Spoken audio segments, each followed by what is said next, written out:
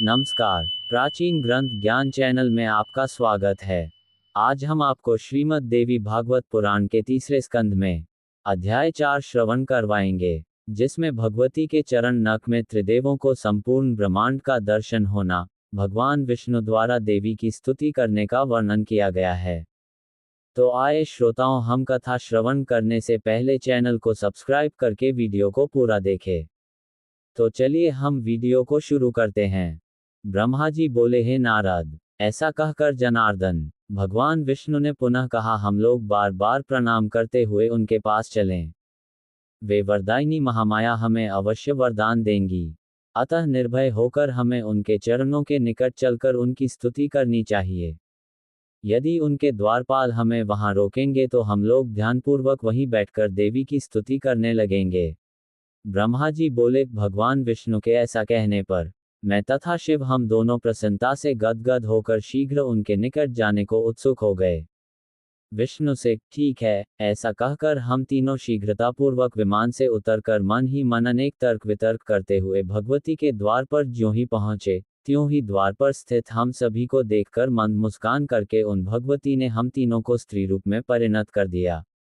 हम लोग नाना प्रकार के भूषणों से अलंकृत रूपवती युवती बन गए और अत्यंत आश्चर्यचकित होकर उन महामाया भगवती के पास पुनः गए। स्त्री के वेश में हम लोगों को अपने चरणों के निकट देखकर अत्यंत मनोहर रूप वाली उन देवी ने हम लोगों के ऊपर कृपा दृष्टि डाली। उस समय महामाया भगवती को प्रणाम करके स्त्री वेशधारी तथा दिव्य वस्त्राभरण धारण किए हम तीनों परस्पर एक दूसरे को देखते हुए उनके सामने खड़े रहे। विविध प्रकार के मणिजटित एवं करोड़ों सूर्य के समान देदीप्यमान देवी के पादपीठ को देखते हुए हम तीनों वहीं स्थित रहे। उन महादेवी की हजारों सेविकाओं में से कुछ ने रक्त वस्त्र, कुछ ने नीले वस्त्र और कुछ ने सुंदर पीत वस्त्र धारण कर रखे थे। वहां उपस्थित सभी देवियां सुंदर स्वरूप की थीं और विचित्र वस्त्र एवं आभूषणों से सुसज्जित थीं। वे सब जगदम्बा की विभिन्न सेवाओं में तत्पर थीं। उनमें से कुछ गा रही थीं, कुछ नाच रही थीं और कुछ स्त्रियां हर्ष के साथ वीणा तथा मुखवाद्य बजाती हुई अन्य सेवाओं में संलग्न थीं। हे नारद जी, वहां मैंने भगवती के चरण कमल के नखरूपी दर्पण में जो अद्भुत दृश्य देखा, उसे बताता हूं, आप सुने। वहां मुझे समस्त स्थावर जंगमात्मक ब्रह्मांड में ब्रह्मा, विष्णु, शिव, वायु, अग्नि, यम, सूर्य, वरुण, चंद्रमा, विश्वकर्मा, कुबेर, इंद्र, पर्वत, समुद्र, नदियां, गंधर्व, अप्सराएं, विश्वावसु, चित्रकेतु, श्वेत, चित्रांगद, नारद, तुम्बुरु, हाहाहुहु, दोनों अश्विनी कुमार, अष्टवसु, साध्य, सिद्धगण, पितर, शेष आदि नाग, सभी किन्नर, उर्ग और राक्षसगण दिखाई दे रहे थे। वैकुंठ, ब्रह्मलोक तथा पर्वत श्रेष्ठ कैलासिन, सबको हमने उनके पद नख में विराजमान देखा। उसी में मेरा जन्मस्थान कमल भी था और मैं चतुरानन उस कमलकोश में बैठा हुआ था। मधु कैटभ नाम के दोनों दानव तथा शेषशायी महाविष्णु भी उसी में विराजमान थे। ब्रह्मा जी बोले, इस प्रकार परमेश्वरी के चरण कमल के नख में स्थित यह सारा दृश्य मुझे दिखाई दिया, जिसे देखकर मैं चकित रह गया और मन ही मन सोचने लगा, यह क्या है? मेरे ही समान विष्णु और शिव भी वहां आश्चर्यचकित होकर खड़े थे। उस समय हम तीनों ने समझ लिया कि समस्त जगत की जननी यही महादेवी हैं। इस प्रकार अमृतमय एवं कल्याणमय उस द्वीप में अनेक प्रकार के अद्भुत दृश्य देखते हुए हमारे 100 वर्ष व्यतीत हो गए। वहां की प्रसन्नवदना एवं विचित्र अलंकारों से अलंकृत देवियां हम तीनों को अपनी सखियां समझती थीं और हम लोग भी उनके स्नेहपूर्ण सद्व्यवहार से मुग्ध थे तथा उनके मनोरम भावों को देखकर अतीव प्रसन्न थे। एक बार नारी रूप में स्थित भगवान विष्णु महादेवी भगवती श्री भुवनेश्वरी की स्तुति करने लगे। श्री भगवान बोले, प्रकृति एवं विधात्री देवी को मेरा निरंतर नमस्कार है। कल्याणी, कामप्रदा, वृद्धि तथा सिद्धि देवी को बार बार नमस्कार है। सच्चिदानंद रूपिणी तथा संसार की योनिस्वरूपा देवी को नमस्कार है। आप पंचकृत्य विधात्री तथा श्री भुवनेश्वरी देवी को बार बार नमस्कार है। समस्त संसार की एकमात्र अधिष्ठात्री तथा कूटस्थरूपा देवी को बार बार नमस्कार है। अर्धमात्रा की अर्थभूता एवं हृलेखा देवी को बार बार नमस्कार है। हे जननी, आज मैंने जान लिया कि यह समस्त विश्व आप में समाहित है तथा संपूर्ण ब्रह्मांड की सृष्टि एवं संहार भी आप ही करती हैं। इस ब्रह्मांड के निर्माण में आपकी विस्तृत प्रभाव वाली शक्ति ही मुख्य हेतु है। अतः मुझे ये ज्ञात हो गया कि आप ही संपूर्ण लोक में व्याप्त हैं। इस सत एवं असत संपूर्ण जगत का विस्तार करके उस चिदब्रह्म पुरुष को यथासमय आप इसे समग्र रूप से प्रस्तुत करती है। अपनी प्रसन्नता के लिए 16 तत्वों तथा महदादि अन्य 7 तत्वों के साथ आप हमें इंद्रजाल के समान प्रतीत होती हैं। हे जननी, आपसे रहित यहाँ कोई भी वस्तु दिखाई नहीं देती, आप ही समस्त जगत को व्याप्त करके स्थित रहती हैं। बुद्धिमान पुरुषों का कथन है कि आपकी शक्ति के बिना वह परम पुरुष कुछ भी करने में असमर्थ है। आप अपने कृपा प्रभाव से संसार का कल्याण करती हैं। हे देवी, आप ही अपने तेज से सृष्टि काल में संपूर्ण जगत को उत्पन्न करती हैं तथा प्रलय काल में इसका शीघ्र ही संहार कर डालती हैं। हे देवी, आपके वैभव के लीला चरित्र को भली भांति जानने में कौन समर्थ है। हे जननी, मधु कैटब नामक दोनों दानवों से आपने हमारी रक्षा की है। आपने ही हम लोगों को अपने अनेक विस्तृत लोक दिखाए तथा अपने अपने भवन में हमें परमानंद का अनुभव कराया। हे भवानी, यह आपके दर्शन का ही महान प्रभाव है। हे माता, जब मैं, विष्णु, शिव तथा ब्रह्मा भी आपके अपूर्व चरित्र को जानने में समर्थ नहीं है, तब अन्य कोई कैसे जान सकेगा। हे महिमामयी भवानी, आपके रचे हुए इस ब्रह्मांड प्रपंच में न जाने कितने ब्रह्मांड भरे पड़े हैं।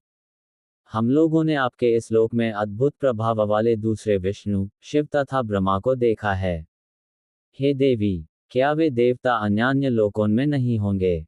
हम लोग आपकी इस अद्भुत महिमा को कैसे जान सकते हैं? हे जगदम्ब, हम लोग आपके चरणों में मस्तक झुकाकर यही याचना करते हैं कि आपका ये दिव्य स्वरूप हमारे हृदय में सदा विराजमान रहे, हमारे मुख से सदा आपका ही नाम निकले और हमारे नेत्र प्रतिदिन आपके चरण कमलों के दर्शन पाते रहें। हे माता, आपकी यह भावना हमारे प्रति सर्वदा बनी रहे कि ये सब हमारे सेवक हैं और हम भी सर्वथा आपको मन से अपनी स्वामिनी समझते रहें। हे आर्य, इस प्रकार हमारा और आपका माता पुत्र का अनन्य संबंध सर्वदा बना रहे। हे जगदम्बिके, आप समस्त ब्रह्मांड प्रपंच को पूर्ण रूप से जानती हैं, क्योंकि जहाँ सर्वज्ञता की समाप्ति होती है, उसकी अंतिम सीमा आप ही हैं। हे भवानी, मैं पाम कह ही क्या सकता हूँ। आपको जो उचित लगे आप वह करें, क्योंकि सब कुछ तो आप ही के संकेत पर होता है। जगत में ऐसी प्रसिद्धि है कि ब्रह्मा सृष्टि करते हैं, विष्णु पालन करते हैं और रुद्र संहार करते हैं, किंतु हे देवी, क्या ये बात सत्य है? हे अजय, सच्चाई तो यह है कि आपकी इच्छा से तथा आपसे शक्ति प्राप्त कर हम अब पता अपना कार्य करने में समर्थ हो पाते हैं। हे गिरिजय, ये पृथ्वी इस जगत को धारण नहीं करती है, अपितु आपकी आधार शक्ति ही इस समस्त जगत को धारण करती है। हे वरदे, भगवान सूर्य भी आपके ही आलोक से युक्त होकर प्रकाशमान हैं। इस प्रकार आप विरजा रूप से इस संपूर्ण जगत के रूप में सुशोभित हो रही हैं। ब्रह्मा, मैं, विष्णु तथा शंकर हम सब आपके ही प्रभाव से उत्पन्न होते हैं। जब हम नित्य नहीं हैं तो फिर इंद्र आदि प्रमुख देवता कैसे नित्य हो सकते हैं? समस्त चराचर जगत की जननी तथा सनातन प्रकृति रूपा आप ही नित्य हैं। हे भवानी, आपकी सन्निधि में आने पर आज मुझे ज्ञात हो गया कि आप मुझ पुराण पुरुष पर सर्वदा दयाभाव बनाए रखती हैं, अन्यथा मैं अपने को सर्वव्यापी, आदिरहित, निष्काम, ईश्वर तथा विश्वात्मा मान बैठता और अहंकार युक्त होकर सदा के लिए तमोगुनी प्रकृति वाला हो जाता। आप निश्चय ही सदा से बुद्धिमान पुरुषों की विद्या तथा शक्तिशाली पुरुषों की शक्ति हैं। आप इस मनुष्य लोक में कीर्ति, कांति, कमला, निर्मला तथा तुष्ट स्वरूपा हैं तथा प्राणियों को मोक्ष प्रदान करने वाली विरक्त स्वरूपा हैं। आप वेदों की प्रथम कला गायत्री हैं। आप ही स्वाहा, स्वधा, सगुणा तथा अर्धमात्रा भगवती हैं। आपने ही देवताओं और पूर्वजों के संरक्षण के लिए आगम तथा निगम की रचना की है। जिस प्रकार पूर्ण महासमुद्र की विस्तृत तरंगें उस समुद्र का ही अंश होती हैं, उसी प्रकार आदि अंत से हीन निष्कलंक ब्रह्म के जीवरूपी अंशों को मोक्ष प्राप्त कराने के उद्देश्य से ही आपने संपूर्ण जगत प्रपंच का निर्माण किया है। जीव को जब यह विदित हो जाता है कि संपूर्ण विश्व प्रपंच आप ही का कृत्य है, तब अमित प्रभाव वाली आप उसका उपसंहार कर देती हैं और अपने द्वारा किए गए मिथ्या किंतु रहस्यपूर्ण कार्य पर उसी प्रकार प्रमुदित होती हैं जिस प्रकार मनोहारी नाटक की रचना पर सफल नट संतुष्ट होता है। हे अंबिके, आप ही इस मोहमय भव सागर से मेरी रक्षा कर सकती हैं। राग द्वेष आदि द्वंद्वों के कारण अत्यंत कष्टदायक तथा दुखप्रद मिथ्या अंतकाल में मेरी रक्षा कीजिएगा, मैं आपके शरणागत हूँ। हे देवी, आपको नमस्कार है। हे महाविद्ये, मैं आपके चरणों में नमन करता हूँ।